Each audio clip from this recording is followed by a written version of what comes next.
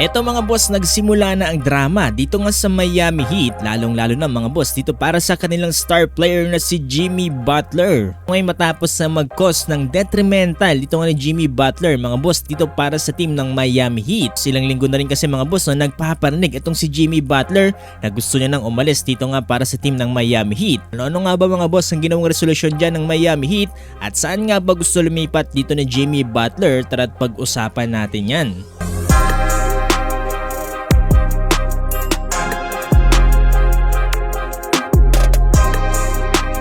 Simulan natin mga boss yung matapos nga makapuntos ng 9 points dito nga ni Jimmy Butler dito sa naging laban nila kahapon dito nga kontra sa Indiana Pacers. At matalo sila nito sa final score na 128-115. At eto nga mga boss no, during press conference ay sinabi dito ni Jimmy Butler na nawawala na nga daw yung joy niya dito nga sa paglalaro ng basketball. Mga actions pa nga lang mga boss dito na ipinapakita dito ni Jimmy Butler during this press conference ay tila nga ba pinapahiwatig nito na ayaw niya na nga maging part dito nga ng Miami Heat. Sabi nga kasi dito ni Jimmy Butler mga boss no, gusto niya nga daw makita sa sarili niya na ma-enjoy ulit yung paglalaro ng basketball. Kung saan nga ba daw team to ay malalaman daw natin mga boss no pretty soon. Sabi dito ni Jimmy Butler mga boss no, masaya daw siya dito off the court para sa Miami Heat pero gusto niya nga daw bumalik kung saan man siya dominant. Sabi pa dito ni Jimmy Butler gusto niya nga daw mag-basketball at gusto niya nga rin daw tulungan itong Miami Heat. Pero sa ngayon mga boss no, ay hindi niya nga daw to gusto gawin. At ang pinakamatindi dito mga boss, yung tinanong dito si Jimmy Butler kung makukuha niya nga ba daw ulit yung kaligayahan niya dito nga para sa team ng Miami Heat. Ang sinabi ni Jimmy Butler mga boss no, probably not.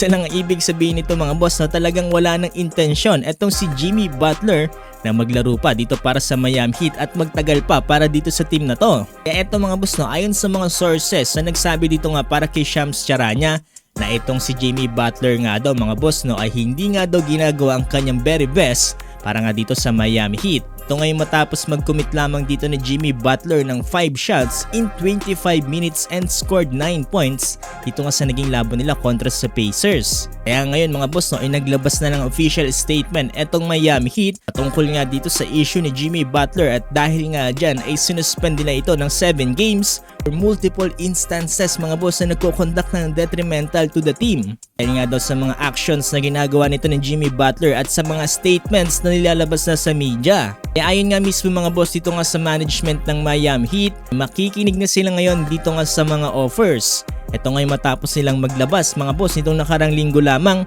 na hindi nga daw nila ititrade itong si Jimmy Butler. Nga mga boss no, dahil dyan, ang isa sa mga pinakamatunog na team ngayon na posibleng mapuntahan dito ni Jimmy Butler ay walang iba mga boss kung hindi ang Phoenix Suns. Pero sa ngayon medyo problematic pa para sa Phoenix Suns kung sino nga bang ipapalit nila dito kay Jimmy Butler. Dahil sa ngayon mga boss ang nakikita nating posibleng ibigay nila dito ay si Bradley Beal. Pero dahil open na ngayon ng Miami Heat sa offers dito para kay Jimmy Butler ay tsak ay susunod na mga balita patungkol dyan.